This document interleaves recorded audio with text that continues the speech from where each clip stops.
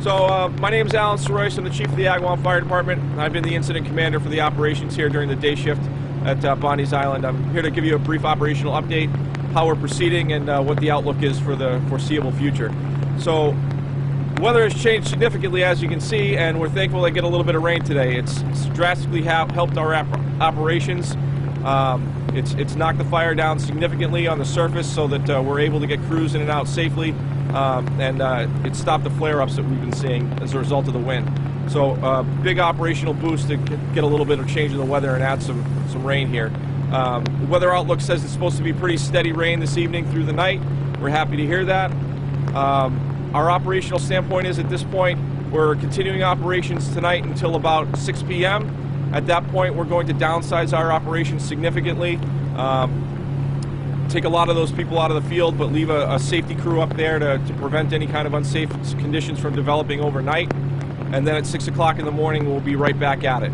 At this time, there are a little over 50 firefighters from about a dozen different municipalities that are operating on top of Bondi's Island, as well as shuttling water, supplying water to the operation. The operation at this time is consisting mostly of what we call handline teams or handwork teams that are actively pulling apart piles of brush and debris and yard waste that are stacked very tightly up there. What we see in these types of fires is that the surface fire burns the top of these piles, and then it continues to smolder several feet down into the pile.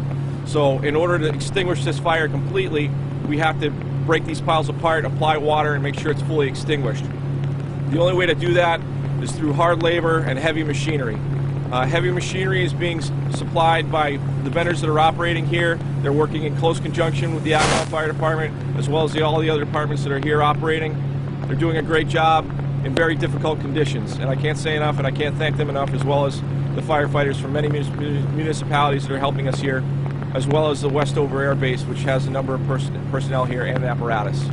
At this time, I'll take questions regarding our operations here and what's going on. So do you basically have to pull apart the whole pile and kind of almost flatten it to make sure that there's no pockets of that combustible material? Correct. Some of these piles of yard waste and mulch are in excess of 15 or 20 feet tall. It's very difficult to access. It's very hard to pull apart. The machinery is doing a great job with it. It's just slow going. There is a lot of material up there to pull apart and a lot of fire to extinguish. Is any of that material or the smoke that's coming from it hazardous at all? The State Fire Marshal's Hazardous Materials team was here and was relieved this morning. They were ground and air monitoring well into the downwind plume area. They did not find any acute hazardous materials in the smoke. Smoke obviously is not good to breathe, but that being said, there were no traces of hazardous materials in the smoke outside of the immediate fire ground area. And do we have a cause of the fire at this point? It remains under investigation. The State Fire Marshal's Office and state troopers assigned to the State Fire Marshal's Office are assisting the Agawam Fire Department in the investigation. Past 6 a.m., how long do you expect to be here? We still anticipate being here multiple days. And do you know, and I ask because I see a camera up there and I see cameras, Smiley, you're on camera sign on that building. Have there been any checks of some of the security cameras thus far? The State Police and State Fire Marshal's Office and the troopers assigned to the office that are doing the investigation are investigating camera footage that may have been captured in the area. When it comes to West Springfield and some of the residences that are near this area, what advice are you giving right now for people who might have their windows open? We just want to make sure that people keep their windows closed. You know, with the rain, any smoke that's coming off, it kind of banks down and it will stay in the area.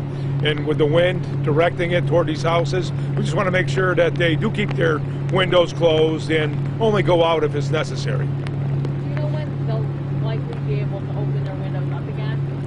Well, we're hoping that within the next, 3 to 5 days, this is all going to be taken care of. But until that time, I would recommend keeping them closed. And when it's safe to do so, we will let them know when to open them back up.